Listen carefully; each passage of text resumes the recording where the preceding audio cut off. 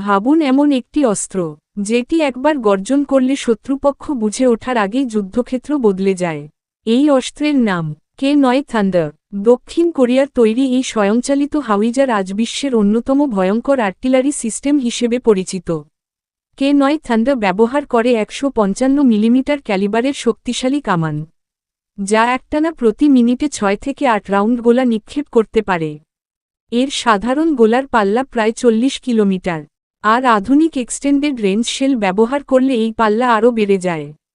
এই কামানটির সবচেয়ে ভয়ঙ্কর দিক হল এর শুট অ্যান্ড স্কুট ক্ষমতা, অর্থাৎ গোলা ছুড়ে দেওয়ার কয়েক সেকেন্ডের মধ্যেই K9 থান্ডার স্থান পরিবর্তন করতে পারে।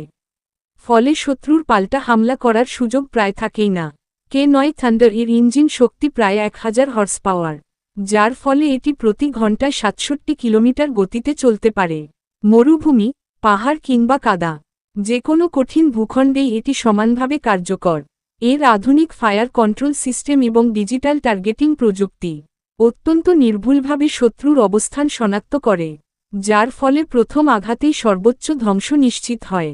K9 থান্ডার ইতোমধ্যে দক্ষিণ কোরিয়া ছাড়াও পোল্যান্ড, ভারত, নরওয়ে, ফিনল্যান্ড, তুরস্ক সহ একাধিক দেশের সেনাবাহিনীতে সফলভাবে ব্যবহৃত হচ্ছে, যা প্রমাণ করে এই অস্ত্র শুধু শক্তিশালীই নয়, বাস্তব যুদ্ধক্ষেত্রেও পরীক্ষিত।